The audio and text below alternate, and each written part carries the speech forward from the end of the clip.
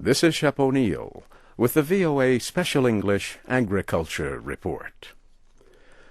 To increase profits, some farmers change what they grow, but some farmers in the American Midwest are changing where they grow. The Midwest is the traditional center of American agriculture, yet some farmers from Iowa have recently made news by moving to Brazil.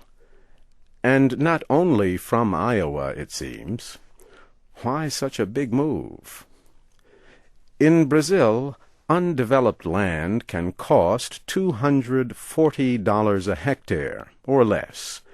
That is a little more than 1/10 the cost of land in the Midwest. Some of the farmers see low-cost land in Brazil as a way to expand their operations. And it may serve other purposes. It may help keep farming in the family by letting other family members have their own farms. Crops like soybeans and cotton grow well in Brazil's climate. The South American country has grown into a major agricultural exporter. It is the second largest exporter of soybeans after the United States. In the last 5 years, millions of hectares have been newly planted in Brazil. Growth has been especially high in central states with grassland known as Cerrado. It usually gets rain in summer and is dry in winter.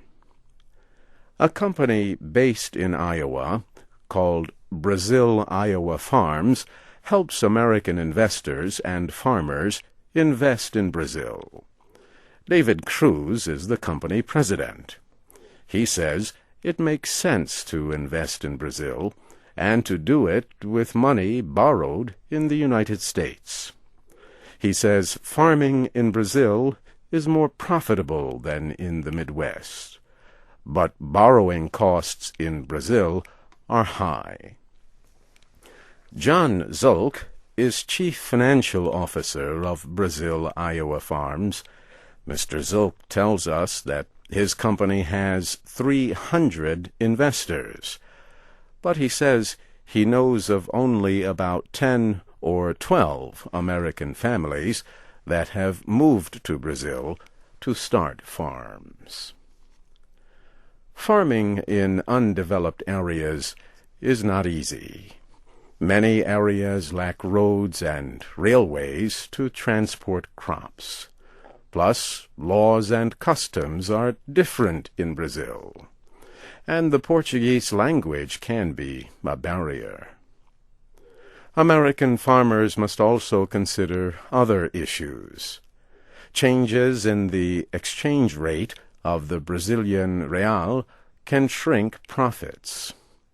Also, while Brazil is open to foreign investors, in most cases they must have a local partner.